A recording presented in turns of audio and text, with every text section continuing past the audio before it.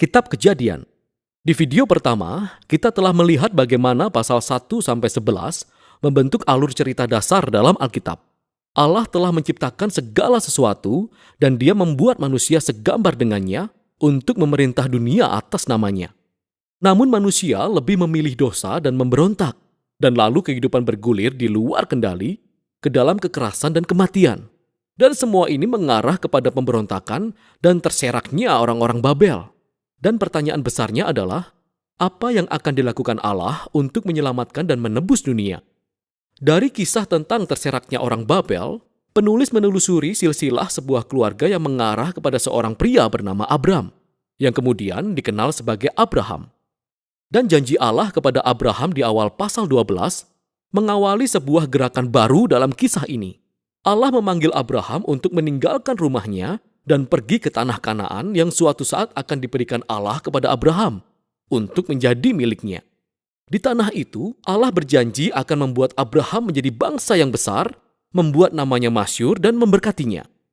Nah, janji-janji ini terhubung dengan bagian awal dari kitab ini. Jadi orang-orang Babel dengan kesombongannya ingin membuat namanya masyhur, namun ternyata keinginan itu tidak berjalan dengan baik. Namun Allah dalam kemurahan hatinya akan memberikan nama yang besar kepada seseorang yang tidak ternama, yaitu Abraham. Dan berkat Allah bagi Abraham mengingatkan kembali kepada berkat Allah yang semula diberikan kepada manusia pada mulanya. Sekarang pertanyaannya adalah, mengapa Allah mau memberkati Abraham dan keluarganya? Kalimat terakhir dari janji Allah dapat menjelaskan semuanya, sehingga seluruh keluarga di bumi akan menerima berkat melalui engkau. Nah, ini adalah kalimat kunci untuk memahami keseluruhan kisah dalam Alkitab. Rencana Allah adalah untuk menyelamatkan dan memberkati dunia yang penuh pemberontakan melalui keluarga Abraham. Inilah sebabnya mengapa seluruh kelanjutan kisah dalam Perjanjian Lama hanya akan berfokus pada satu keluarga ini, yang nantinya akan disebut sebagai bangsa Israel. Ini juga melatar belakangi mengapa bangsa Israel akan disebut sebagai kerajaan para imam di Gunung Sinai. Allah ingin memakai mereka untuk menunjukkan kepada bangsa-bangsa lain seperti apa Allah itu. Janji inilah yang nantinya akan dijadikan acuan oleh para nabi dan penyair yang mengatakan bahwa pemenuhan janji itu akan datang melalui Raja Mesianis Israel yang pemerintahannya akan membawa keadilan dan perdamaian bagi segala bangsa. Sampai titik ini, kisah ini belum benar-benar jelas. Sehingga kita harus terus membaca dan melihat bagaimana janji ini berkembang. Sisa kitab ini berfokus kepada Abraham dan keluarganya. Pertama-tama, Abraham sendiri, lalu Ishak anaknya, dan Yakub anak Ishak, kemudian berlanjut kepada ke-12 anak Yakub. Dan kisah tentang setiap generasi ini disatukan oleh dua tema utama. Pertama, setiap generasi dari keluarga Abraham ditandai dengan kegagalan yang terulang. Mereka terus-menerus membuat keputusan-keputusan yang buruk yang mengacaukan kehidupan mereka dan menempatkan janji Allah dalam bahaya. Namun demikian, Allah tetap setia kepada mereka. Dia terus menyelamatkan mereka dari diri mereka sendiri dan menegaskan kembali komitmennya untuk memberkati mereka dan memberkati bangsa-bangsa melalui mereka meskipun mereka sering gagal. Kisah Abraham. Allah telah menjanjikan keluarga yang sangat besar kepada Abraham. Namun pada dua kesempatan yang berbeda, Abraham khawatir dengan keselamatannya karena ada laki-laki lain yang tertarik kepada istrinya. Abraham menyangkal bahwa dia telah menikah dengan istrinya. Dan tentu saja hal ini menimbulkan masalah bagi mereka. Dan bukan hanya itu saja. Abraham dan Sarah istrinya tidak bisa memiliki anak. Jadi Sarah mengatur supaya Abraham tidur dengan salah satu hamba perempuan mereka. Dan hal ini juga menimbulkan permasalahan dalam keluarga mereka. Tetapi Allah selalu menebus kesalahan Abraham. Dan di pasal 15 dan 17, Allah bahkan meneguhkan janjinya kepada Abraham dengan sebuah komitmen resmi yang disebut perjanjian. Ini merupakan sebuah adegan klasik. Allah meminta Abraham untuk memandang bintang-bintang di langit dan menghitungnya. Allah berkata bahwa akan sebanyak itulah keturunan Abraham kelak. Meski semuanya terdengar mustahil, karena saat itu Abraham tidak punya anak. Dan sepertinya tidak akan pernah bisa punya keturunan. Abraham tetap memandang ke langit dan percaya begitu saja terhadap janji Allah. Lalu Allah merespon dengan membuat sebuah perjanjian dengan Abraham.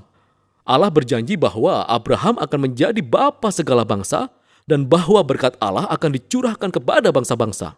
Allah meminta Abraham untuk menandai keluarganya dengan suatu tanda perjanjian, yaitu sunat bagi semua anak laki-laki dalam keluarganya.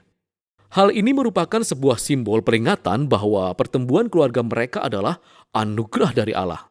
Dan pada akhirnya, Abraham mempunyai banyak sekali anak-anak dan dia meninggal pada usia yang lanjut.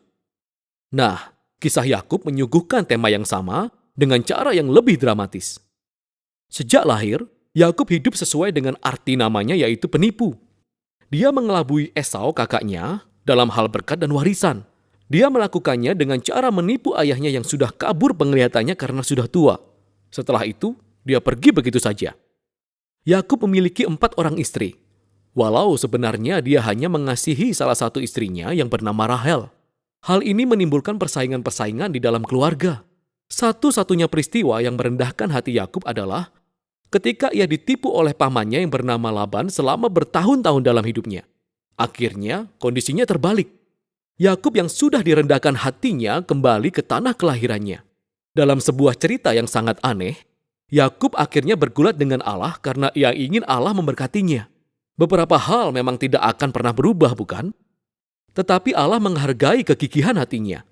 Dan dia meneruskan berkat Abraham kepada Yakub. Dan Allah mengganti nama Yakub menjadi Israel, yang artinya bergulat dengan Tuhan. Inilah bagian akhir kitab ini, kisah anak-anak Yakub, di mana seluruh tema cerita mencapai puncaknya. Yakub mengasihi anak termuda kedua yang bernama Yusuf, lebih dari dia mengasihi anak-anaknya yang lain. Dan Yakub memberikan jubah istimewa kepada Yusuf. Dan ke-10 kakaknya menjadi benci terhadap Yusuf. Mereka menculiknya dan berencana untuk membunuhnya. Namun kemudian mereka lebih memilih untuk menjual Yusuf sebagai budak untuk dibawa ke Mesir, di mana ia berakhir di penjara. Betapa keluarga yang gagal. Namun Allah menyertai Yusuf. Allah menyusun rencana untuk membebaskan Yusuf dari penjara, dan pada akhirnya Firaun mengangkat Yusuf menjadi orang penting kedua dalam pemerintahan di wilayah Mesir. Sehingga Yusuf menyelamatkan bangsa Mesir pada masa kelaparan. Dia juga menyelamatkan saudara-saudaranya dan keluarganya dari kematian akibat kelaparan. Sekali lagi, kita bisa melihat kebodohan dan dosa keluarga Abraham yang dipertemukan dengan kasih setia Allah yang sanggup mengubah maksud jahat dari saudara-saudara Yusuf menjadi kesempatan untuk menyelamatkan kehidupan. Hal inilah yang sebenarnya dikatakan Yusuf hampir di bagian akhir kitab ini. Dia berkata kepada saudara-saudaranya, "Memang kamu telah mereka-rekakan yang jahat terhadap aku, tetapi Allah telah mereka-rekakannya untuk kebaikan, yakni memelihara hidup suatu bangsa yang besar." Kata-kata ini diletakkan secara strategis di bagian akhir kitab, karena kata-kata tersebut tidak hanya merangkum kisah Yusuf dan saudara-saudaranya, tetapi juga keseluruhan isi kitab. Mulai dari Kejadian 3 dan seterusnya, manusia terus bertindak egois dan melakukan kejahatan, tetapi Allah tidak akan meninggalkan dunia ini berjalan dengan caranya sendiri. Allah tetap setia dan bertekad untuk memberkati umatnya walau mereka banyak mengalami kegagalan. Kita dapat melihat hal ini terutama bagaimana janji misterius tentang keturunan seorang perempuan akan dikembangkan dalam kitab ini. Ingatlah Kejadian pasal 3. Allah berjanji bahwa pemenang yang terluka akan datang dan meremukkan kepala ular dan mengalahkan kejahatan pada sumbernya. Kemudian penulis menghubungkan janji ini secara langsung dengan garis keturunan Abraham. Ini adalah sebuah babak mengenai bagaimana Allah akan mencurahkan berkatnya kepada bangsa-bangsa. Dari Abraham, janji ini lalu terhubung kepada Yehuda, anak keempat Yakub, dan beginilah kisahnya. Dalam syair yang sangat penting yang terdapat di pasal 49, Yakub yang sudah tua dan terbaring di atas tempat tidurnya, ingin memberkati ke-12 anaknya. Ketika tiba pada giliran Yehuda, Yakub menubuatkan bahwa Yehuda akan menjadi suku yang memimpin kerajaan Israel. Dan bahwa suatu hari nanti, akan datang seorang raja yang akan memerintahkan ketaatan kepada bangsa-bangsa dan memenuhi janji Allah untuk memulihkan berkat taman bagi seluruh dunia. Setelah itu meninggallah Yakub, yang kemudian disusul oleh Yusuf. Keluarga yang terus berkembang ini tetap tinggal di Mesir. Kitab Kejadian diakhiri dengan segala harapan akan masa depan dan janji-janji yang masih menggantung dan belum dikembangkan. Hal itu memaksa kita untuk membuka halaman selanjutnya dan melihat bagaimana kisah ini akan berlanjut.